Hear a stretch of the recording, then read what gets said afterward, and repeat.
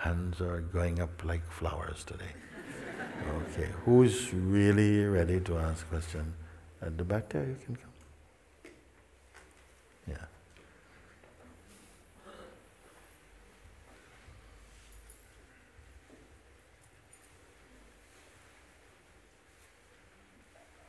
Namaste, Moojibaba. Namaste, thank you.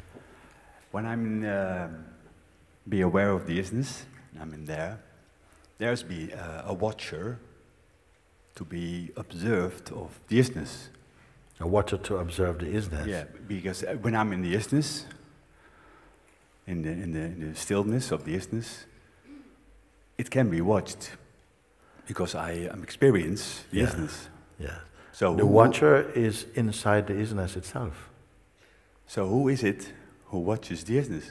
The idea that you are separate for now. Okay. You see? The idea that you are separate for now and that it's important to keep watching the isness. As the watching continues, you see, the sense of separation is lost. Just like if your name is John, when the body was born, I didn't come out from mom with John on the head of it, it's just baby. And then for a while, baby doesn't even know. They say, okay, what should we call the boy?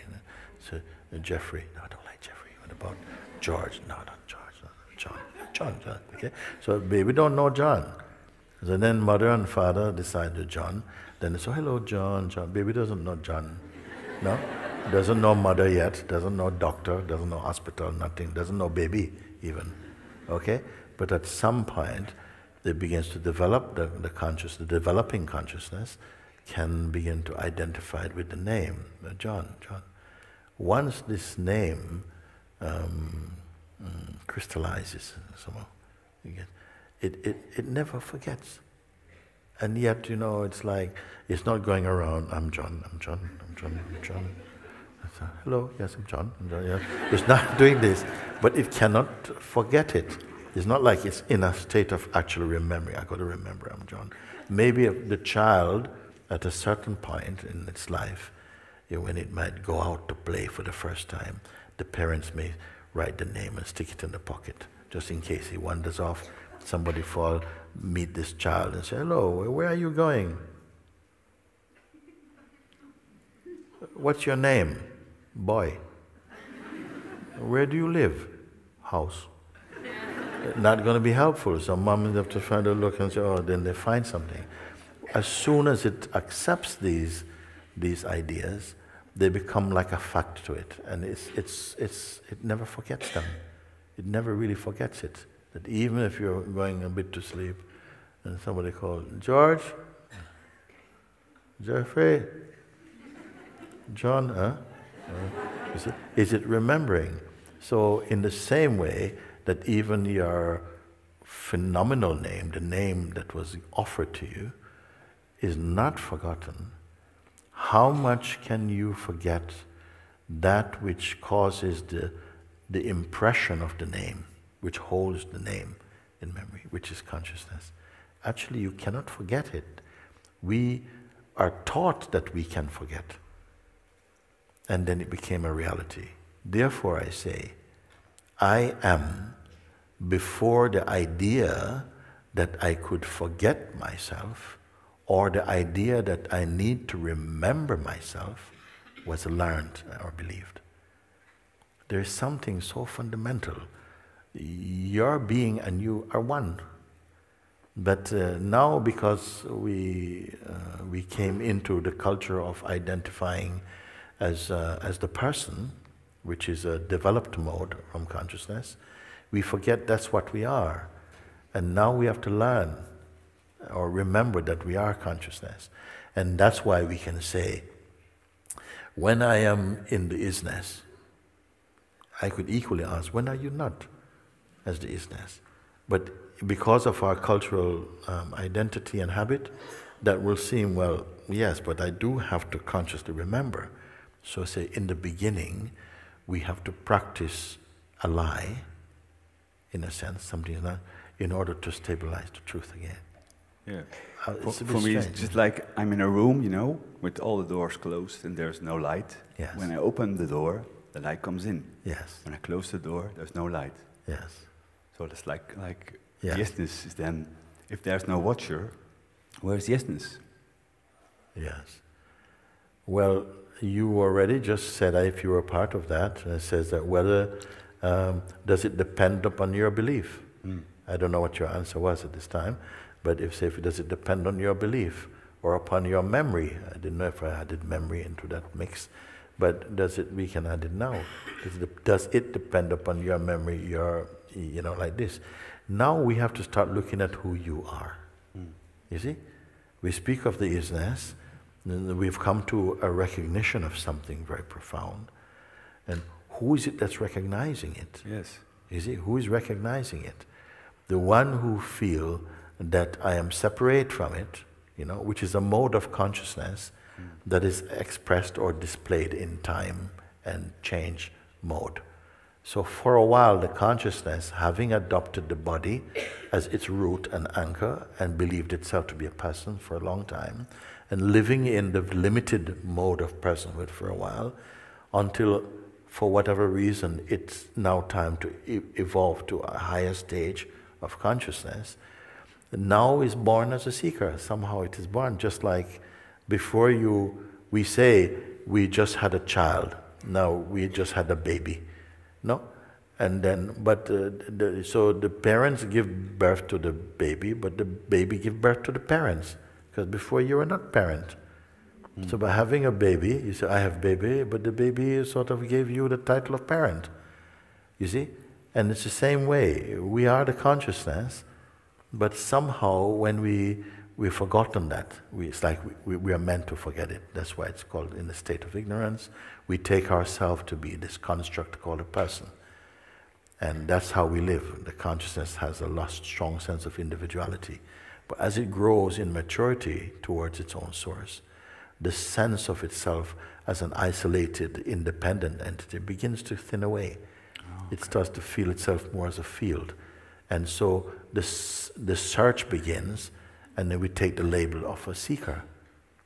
But all of that is a movement inside the great isness itself. It's like it's sitting on the great egg of the universe, and everything is slowly hatching into an awakening of what it is. It's just a way of expressing that. There are many ways of expressing this, depending on what field of belief or paradigm but this, I feel, is not a bad way. The seeking happens. This is why I said before, the one who begins the inquiry or the invitation will not finish the inquiry or the invitation, but will be finished by the inquiry, you see? It comes quite true now, you see? You start out as a journeyer and you end up as the destination. Then somebody goes, no, but I want to experience arriving at the destination. You see? It's like you've always been the destination, but who was the seeker? Our dreamed self has been the seeker. We've always been the isness, but in our dreamed state, we imagine ourselves as a journeyer towards the isness. I don't know if that satisfies. It satisfies me somehow, that to feel that, so that, yes, of course, it's clear. It becomes clearer and clearer, you see. At some point, the separate seeker idea drops away when it's not needed anymore. It was like that. In the beginning, tremendous energy, you see. It's like if you watch one of these launching of some spaceship or something, some rocket, tremendous fuel. and it's blazing fuel, and then it goes, what force, what power, going. But when it reached that particular orbit of non-gravity, then the hardware falls away, and it's just floating into emptiness, isn't it? And so we have this hardware, no? And we're in life, you know. But at some point we come more into the field of discovering our natural state, and things become easier. It's good that the early stages are difficult and challenging, so you have to push and push a bit, and as you come into greater heights, it becomes less, you see, and more, then become effortless. Then you realize it has always been, that effortlessness has always been here, with the mask of the effortful over it or something. Thank you, Moji. Thank you. Thank you for calling my name. My name is John as well. John!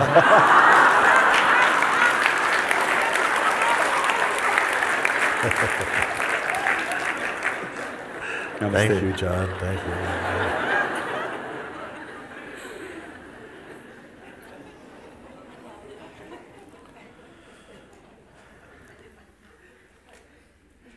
Sorry, one more.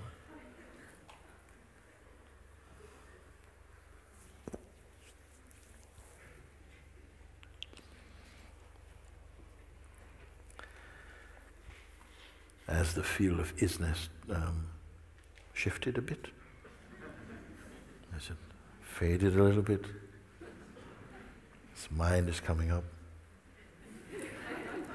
As isness moved over, this is why so many beings, they are again in this state of joy, natural happiness, you see. And this happiness is not about an event. Is the isness an event? No. So it's not because, oh, you've got a raise, or you've got, you got engaged today or something. Somehow it's inherent in the being, this natural joy and peace.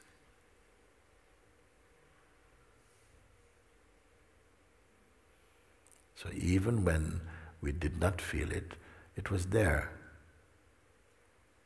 You had to be conscious about it. And I gave the one story that I feel also expresses this very well.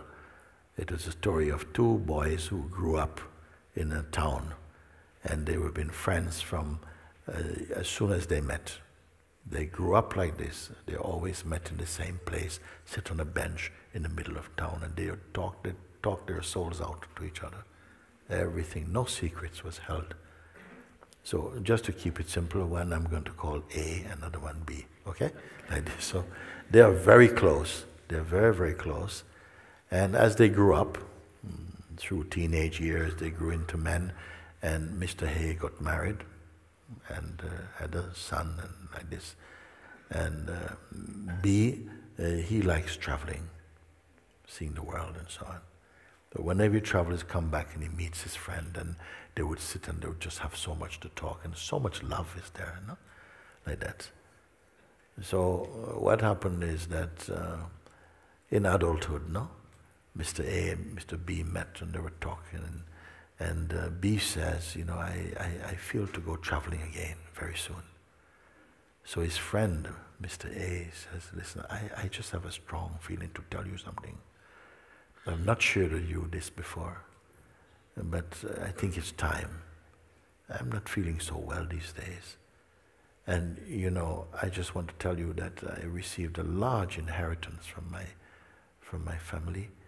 And I didn't want to disclose this to my wife because she just spends money like drinking water, And I think that she would spoil our son with all this buying things all the time. So I've put the money in a box, you see, gold actually, and I've put it under the house. I just feel I have to tell you this. So B says, okay, what's wrong with you? He says, I don't know. I was so afraid to go to doctors and so. So anyway, time come and B travels, went traveling for 6 years. He was traveling around.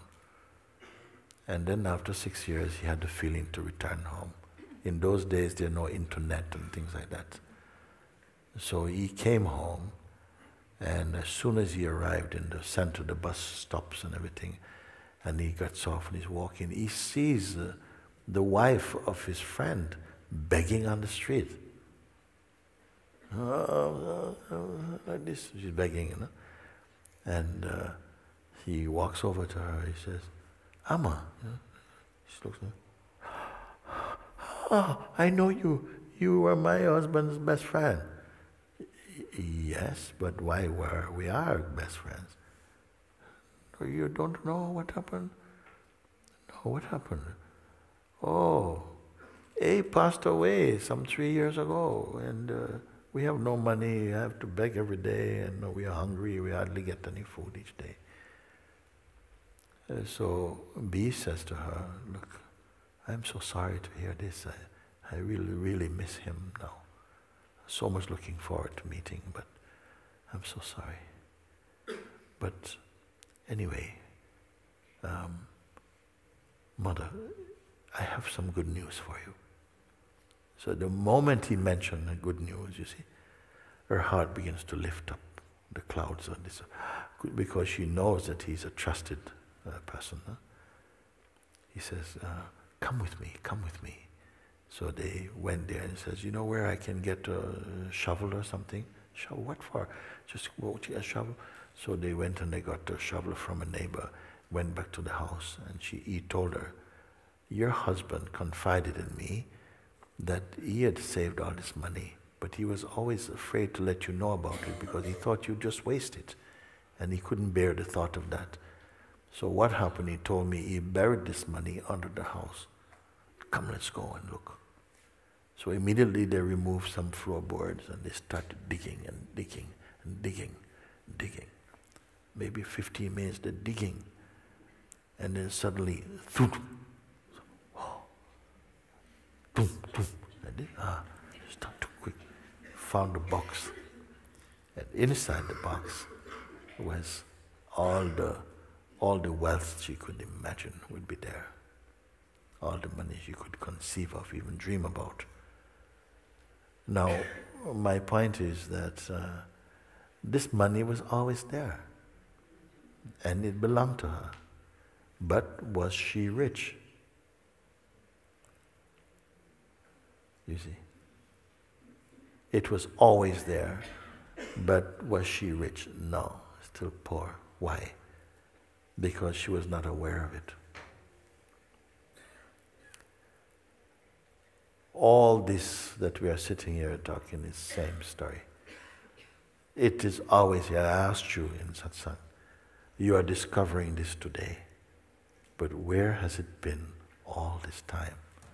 And you had to admit it was always here. How could you answer these kind of questions that scientists can't answer? Maybe they're trying to study it in something like this, I don't know. They cannot answer. How can you answer? Of what value are your answers? If, why I ask you also, leave the mind, the tendencies and habits aside. Because if I had not done this, when I asked those questions, you would have answered with opinions. The room would have become noisy. But because you were not given that facility to go back into your speculation and so on, you were answering, the answers were coming from another place, a deeper place, a knowing place. But it is not knowledge, it's not holding it like knowledge, it's just a knowing. It's fresh, you see. And this must again become our natural place. Now that you have discovered, and the discovering will continue also, yielding fruit, insight, intuition, you see. more and more. And what do you have to do?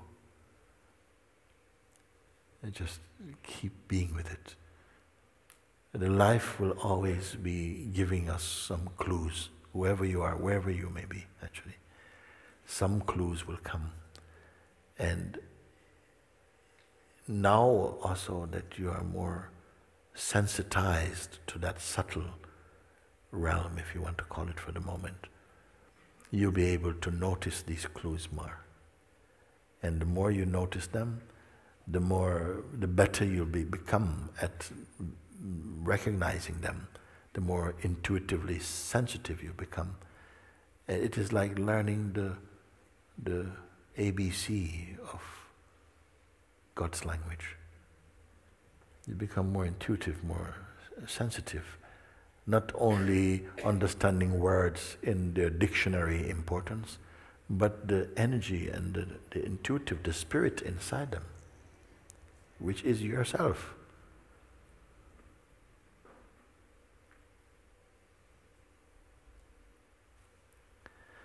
And so more than this obsession or this strong habit of thinking life, you are life. And at the same time, the unfolding flow of life is watched in you, by you.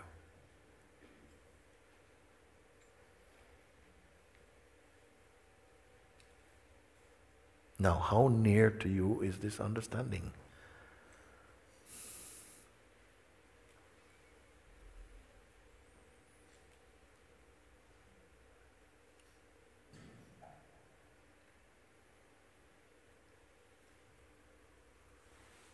Come. Yeah, that's right there.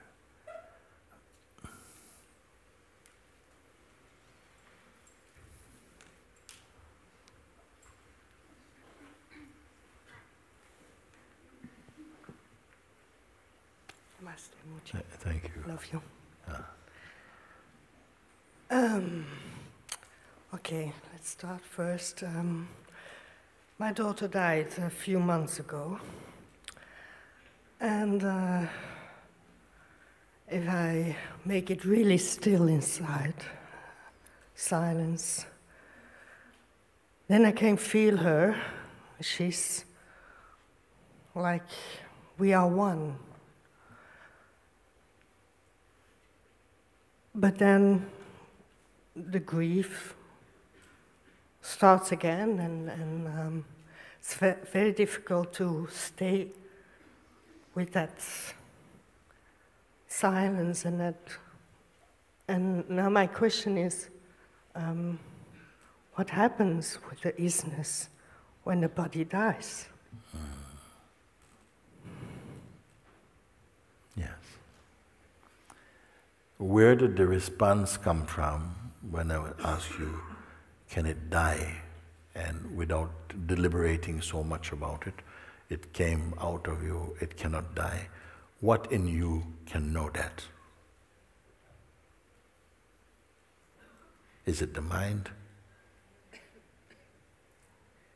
What in you can know? I mean, any of these questions, well, not any, but some of these questions, people have been deliberating about them for centuries and centuries.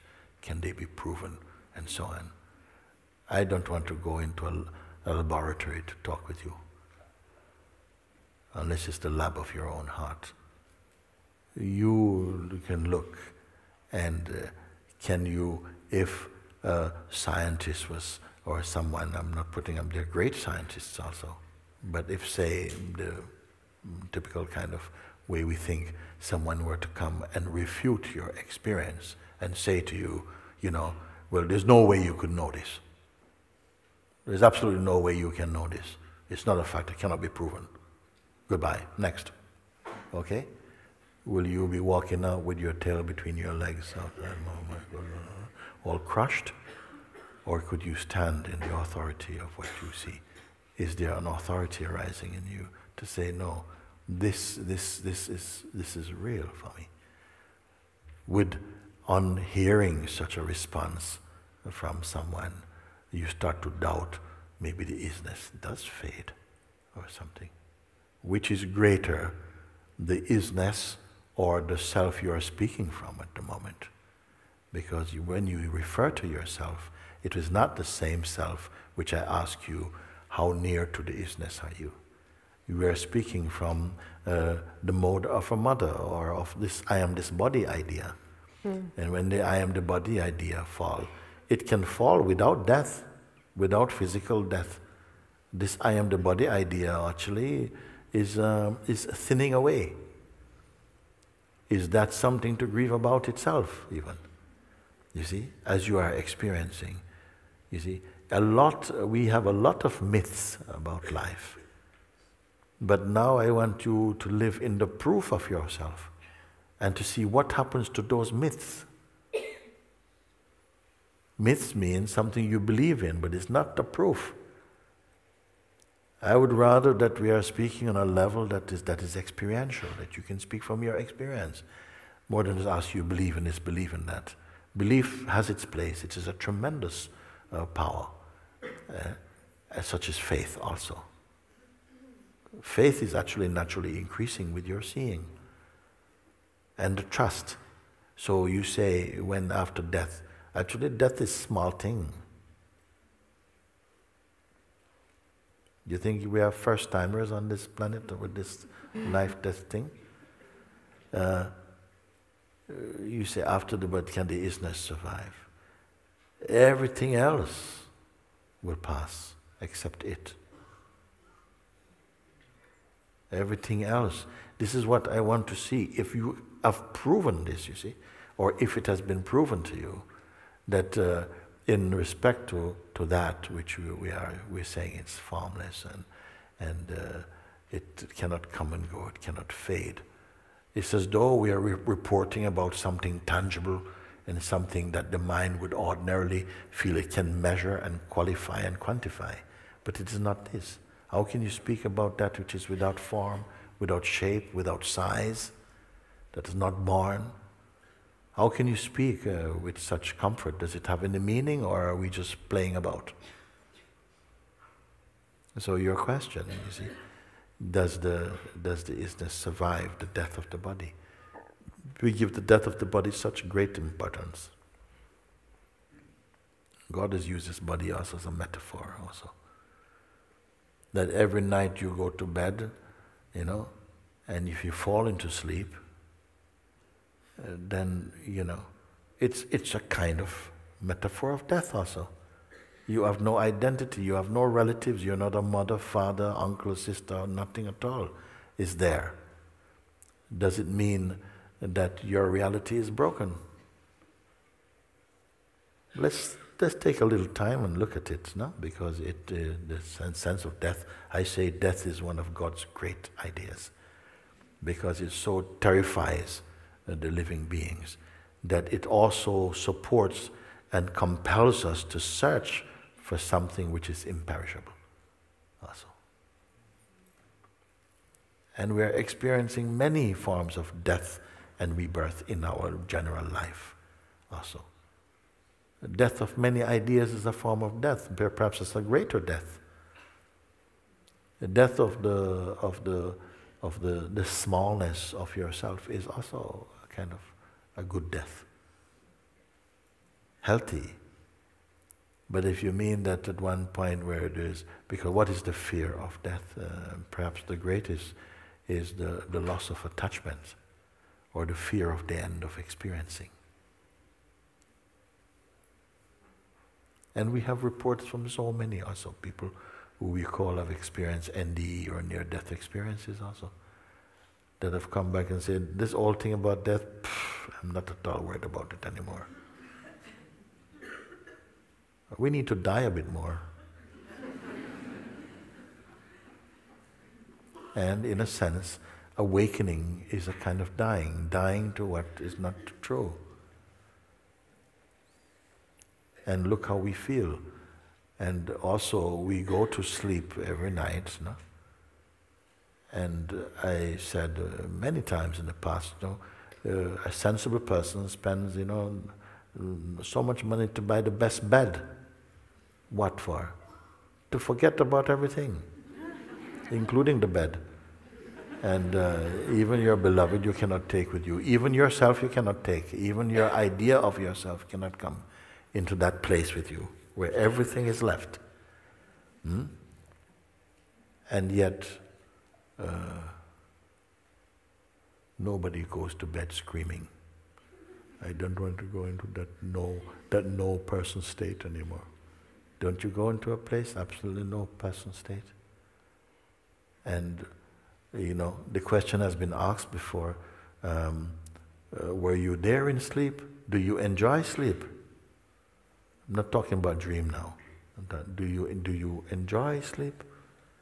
Which is the absence of cognitive functioning, meaning that there's no you and me and this and that and right and wrong and enemies and friends. I feel I would prefer that someone don't say to me, sweet dreams. The waking state is already full of dreams. No, dead sleep. Dead sleep. I don't want to know nothing at all. It's dead sleep. Because only in dead sleep, then in the morning one wakes up refreshed. Feel, that was really good, really sound sleep. Why dreaming? This waking state enough is of dreaming.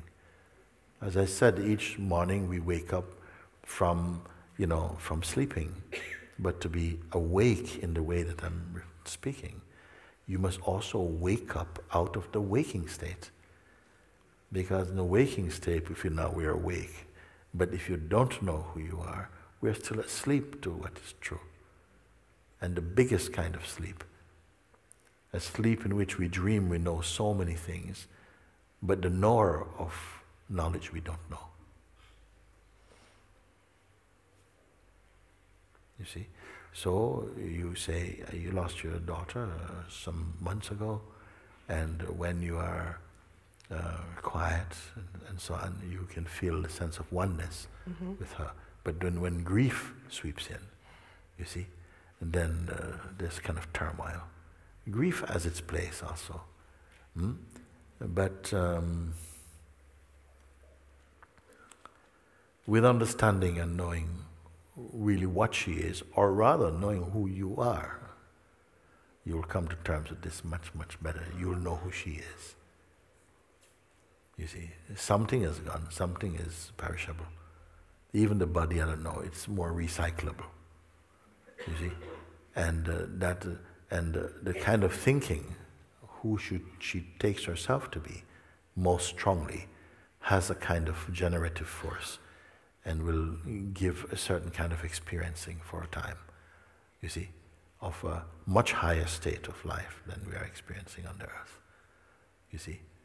But what we are speaking here, actually, when I speak like this, sometimes I say, I want to invite you beyond heaven.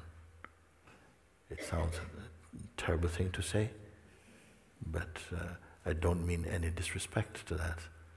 Because if it is a world, again, of images and pictures, they will also be existing in some mode of time.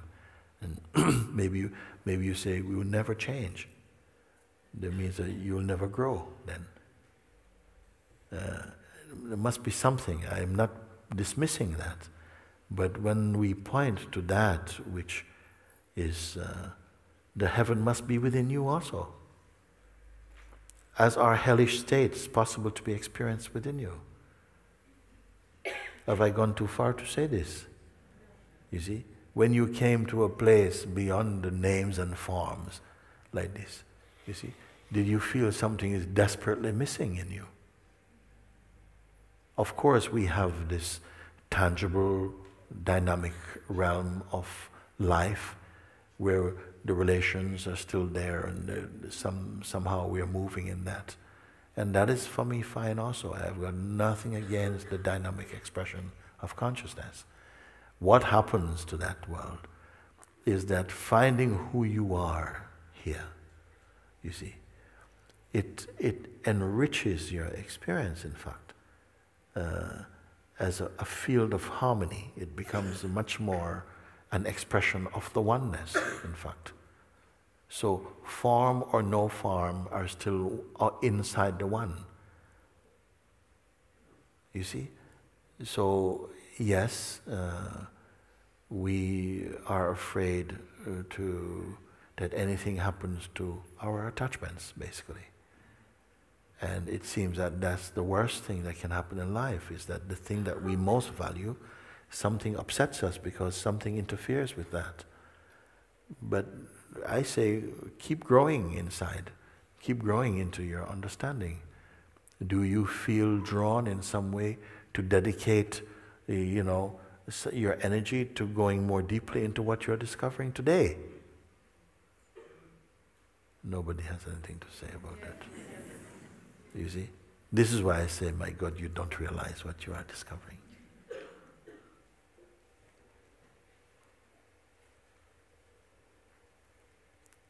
And don't give it to your mind.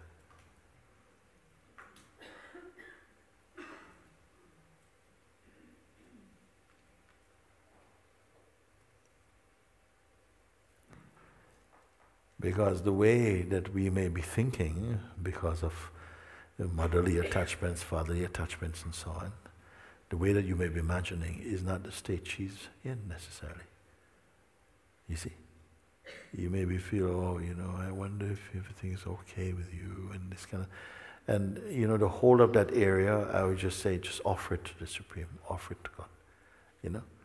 You continue with this life force that is put in this body, and the urge, the capacity to search for higher, to go higher and higher in terms of your understanding and experience into this. And it will inform you of what you need to know, if there are other things you need to know. In the more dynamic realm, you may come to find them out. But so great is this, you see, because you're not discovering about yourself as a person. You are discovering in yourself the allness of things. And if our person is so dear to us, this is where your energy will go, to protect the sense of your person and its world. If you see that in any mode of consciousness, such as the person realm, it gives some sense of some comfort. We like the relationships.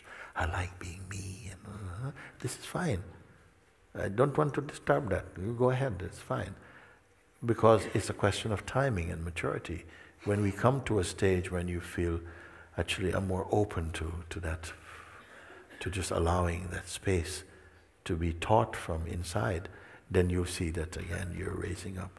And as much as this evolving movement is there, on each step, as I said earlier, it's like a platform.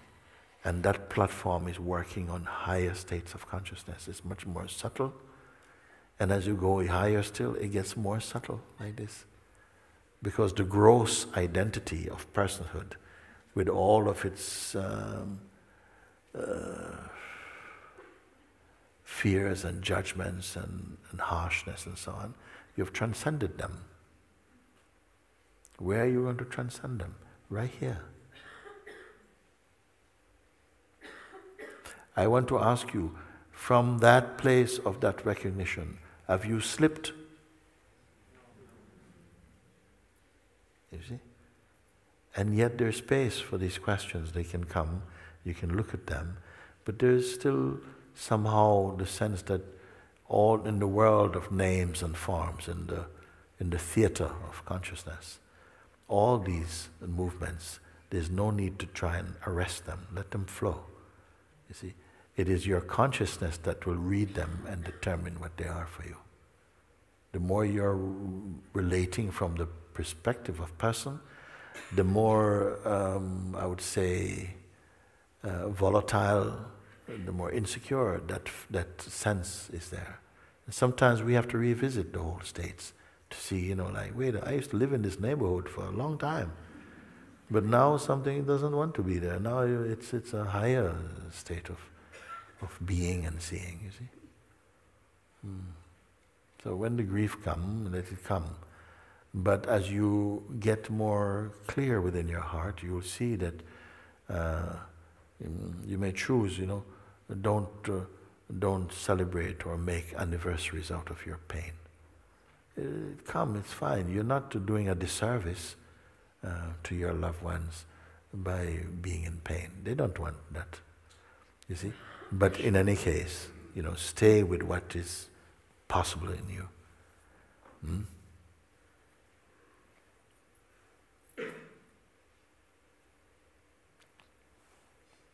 you.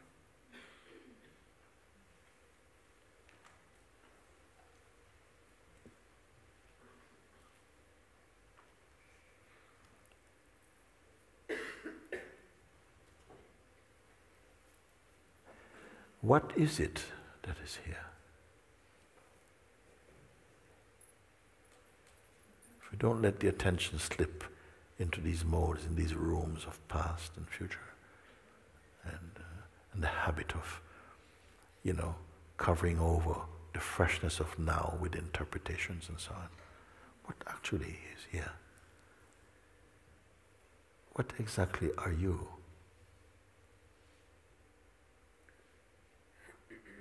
We intuitively know that we exist and that we are perceiving.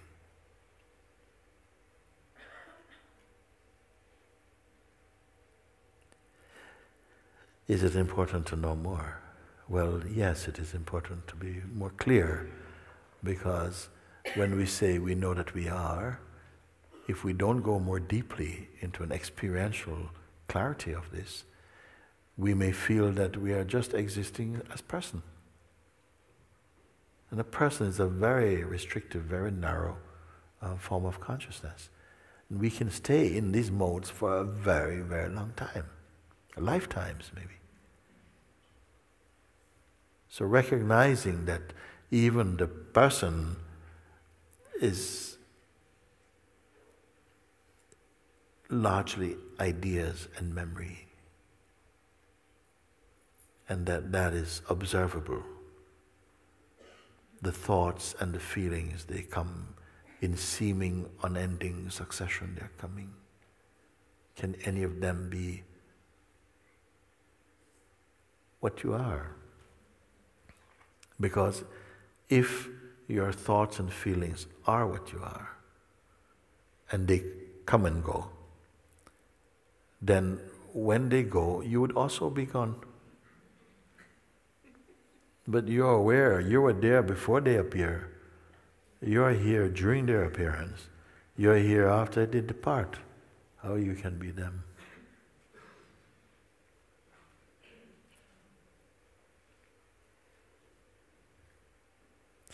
In fact, I even wonder if I should even be having this talk with you right now.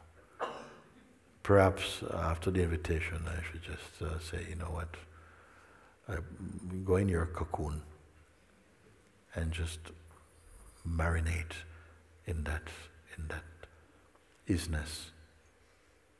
Be like a jacket potato in your foil and just marinate. It doesn't mean think, think, but just be. Maybe it might be experienced as a kind of shock to the system, but quite likely not. Maybe it is so natural state. Maybe it's a surprise for some people that they're not thinking.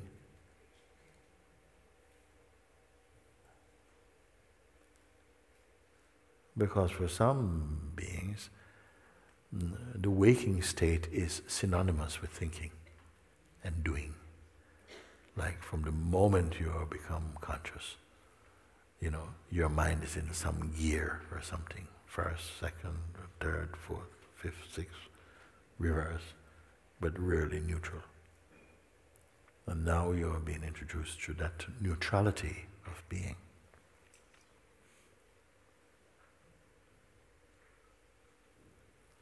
So the gears have a greater sense of what they are for you.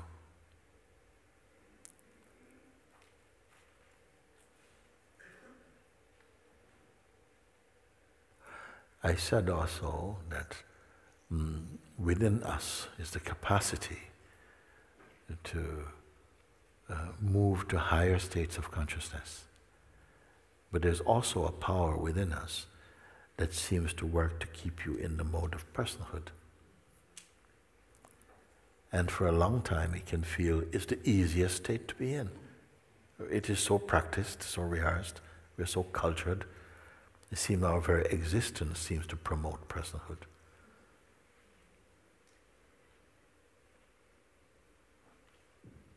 And yet, for those who have come to the place where they've learned to observe, just begin to observe without identifying with what is observed. You see, that even the reflexes of, action, reaction, interaction are observed without even a blip in the inside. Watch from this place. Are you dead?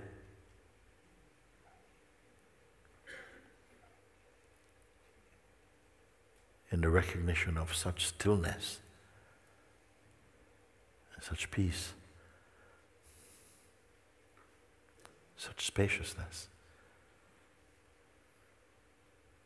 beyond time, beyond shape. Are you sustaining anything at all?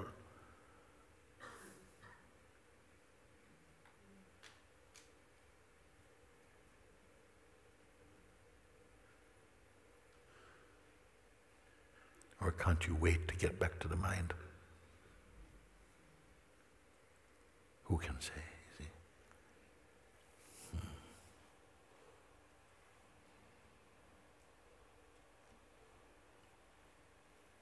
Very good.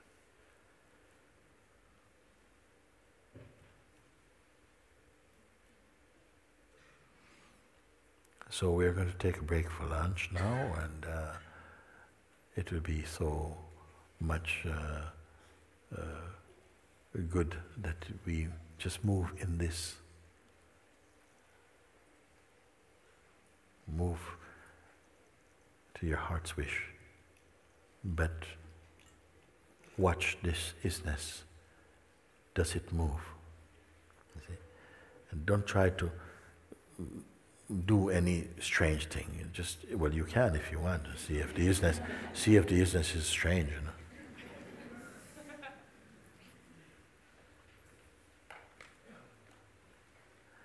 Can it be lost? And yet we can have a sense that we've moved away from it. Who is the we?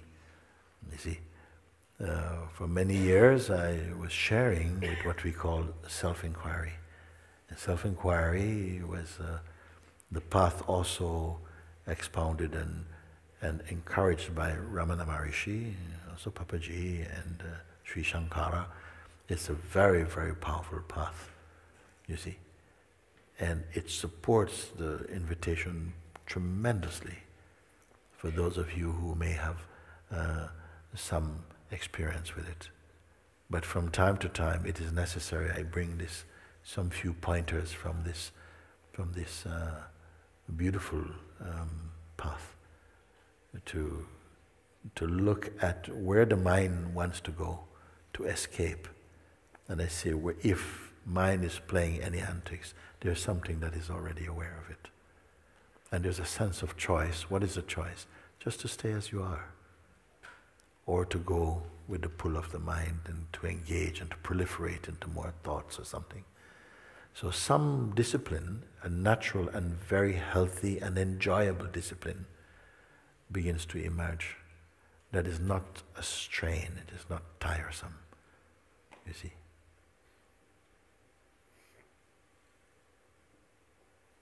Thank you.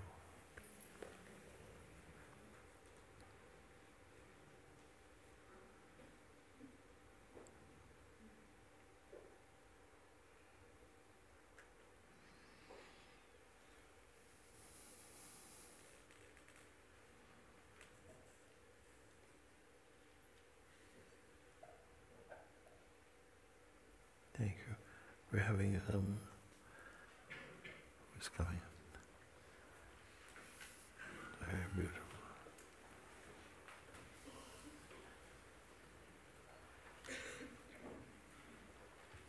If you feel that the sense of personhood, the sense of identity is thinning away, don't panic. It's the most beautiful thing, because you are here to watch the sense of thinning away. So,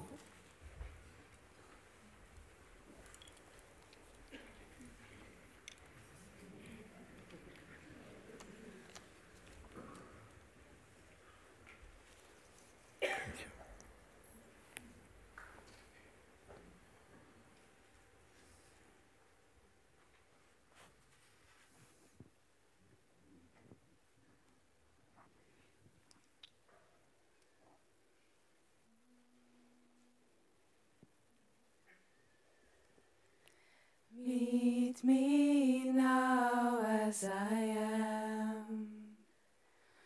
Hold my heart close to yours. Make me the one I'm here to be and live in me. Meet me now as I am. Hold my heart close to yours. Make me the one I'm here to be and live in me. Meet me now as I am. Hold my heart close to yours. Make me the one I'm here to be and live in me. Ontmoet mij nu zoals ik ben. Houd mijn hart heel dicht bij jou. Maak mij degene die ik ben en leef in mij. Ontmoet mij nu zoals ik ben. Houd mijn hart heel dicht bij jou. Maak mij degene die ik ben en leef in mij. Ontmoet mij nu zoals ik ben. Houd mijn hart heel dicht bij jou.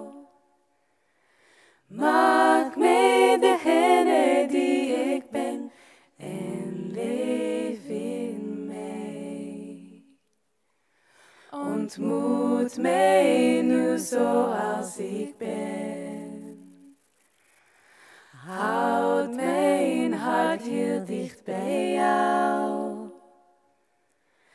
Maak mij degene die ik ben en leef in mij. Meet me now as I am. Hold my heart close to yours.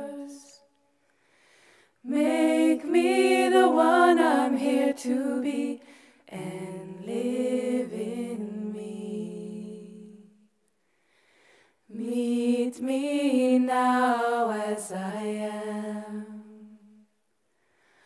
Hold my heart close to yours.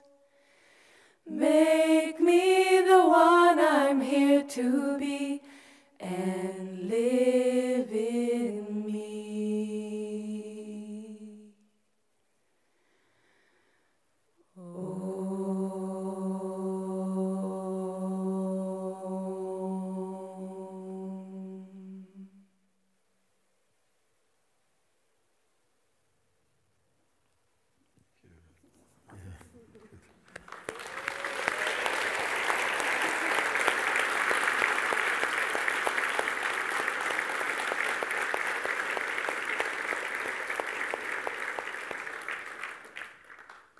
learned that in just one morning. Very good. Well, is it very good? Yeah. Oh, it's very good.